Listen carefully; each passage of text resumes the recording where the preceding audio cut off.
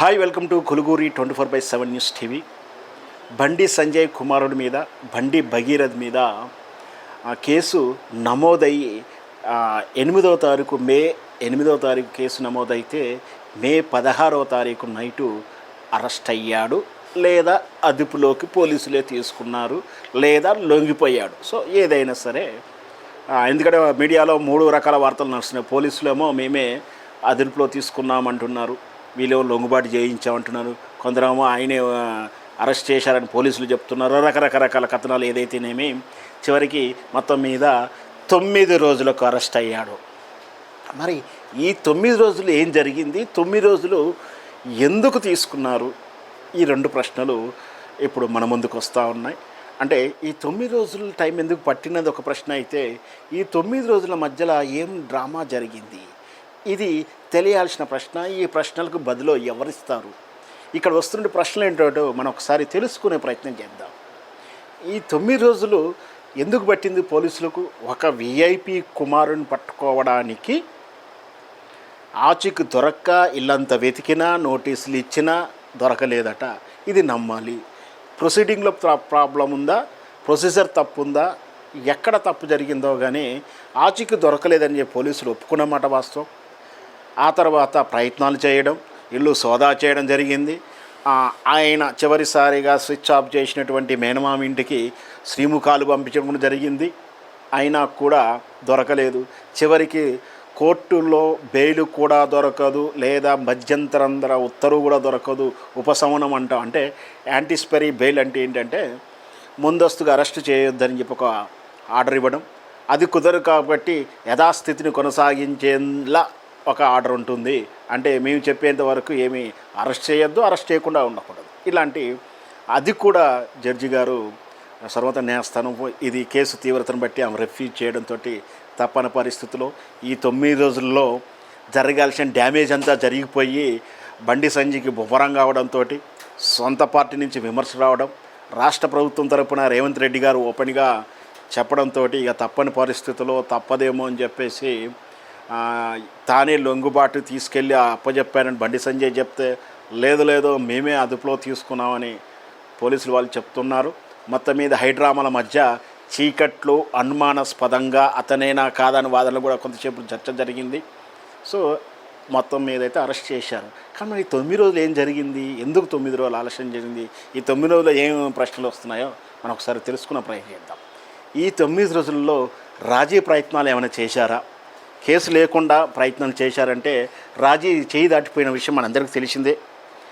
కాకపోతే case withdraw కోసం కొంచెం అంటే రాజీ వేరు, కేసు విత్డ్రాకే ప్రయత్నాలు చేయడం అనేది కూడా జరిగింది అనేది కూడా ఒక చర్చ వచ్చింది. కానీ అది కూడా చేయి దాటిపోయింది కాబట్టి వాళ్ళు రాజీ కానీ విత్డ్రా విషయంలో కానీ బండి సంజయ్ వాళ్ళు ఫెయిల్ అయ్యారని చెప్పాలి. ఇక ఇక్కడి నుంచే ప్రధానమైన ప్రశ్నలు వస్తున్నాయి. ఈ 9 రోజుల్లో ప్రధానమైనటువంటి కేసుకు సంబంధించినటువంటి ప్రధానమైనటువంటి సాక్ష్యాలు, టెక్నికల్ సాక్ష్యాలని మాయం చేయడానికి ఒకవైపు కోర్టు బెయిల్ కోసం ప్రయత్నాలు చేస్తూనే ఇంకొక వైపు టెక్నికల్ ఎవిడెన్స్ని మాయం చేయడానికి ప్రయత్నం చేశారని ఒక వాదన ముందుకు వచ్చింది. అది టెక్నికల్ సాక్ష్యాలు అంటే ప్రధానంగా సెల్ ఫోను.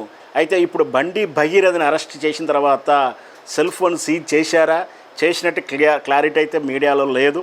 ఒకవేళ చేసినా కూడా మరి బండి సంజయ్ ఒరిజినల్ ఫోనేనా కాదా, అది ఫోన్ హ్యాండ్సెట్ మార్చారా, ఇది కూడా తేలాల్సిన అవసరం ఉంది.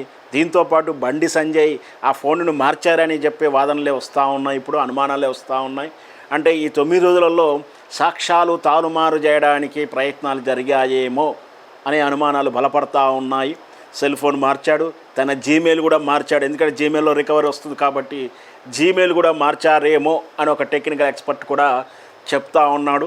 నేను కూడా క్రైమ్ అనలిస్ట్గా, క్రైమ్ జర్నలిస్ట్గా అవి కూడా చేసి ఉండవచ్చేమో నేను అనుమానిస్తున్నాను. ఆ తర్వాత ఇదంతా జరగడానికి మాస్టర్ మైండ్ ఎవరు, వెనక నుంచి ఎవరు చేశారు, BJP IT cell, legal cell చేసిందా, ఎవరు చేశారు అనుమానాలు. ఈ 9 రోజుల్లో వాళ్ళ కుట్ర ఏమైనా దాగి ఉందా? అసలు ఈ 9 రోజులు బండి భగీరథ్ ఎక్కడ దాక్కున్నాడు, ఎవరు దాచారు? అంటే ఒక నేరస్తుడి, సాధారణ నేరస్తుని దాచడమే నేరం. అందులో ఇట్లాంటి తీవ్రతమైనటువంటి నేరాల్లో కూడా నిందితుని దాచే ప్రయత్నం చేసినా, సాక్ష్యాలు దారుమారు చేసే ప్రయత్నం చేసినా, రెండు కూడా నేరమే, ఇవి కూడా శిక్షించదగ్గ నేరాలే అవుతాయి. మరి ఇక్కడ ఆశ్రయం ఇచ్చింది ఎవరు? అంటే మేనమామ ఇచ్చాడా?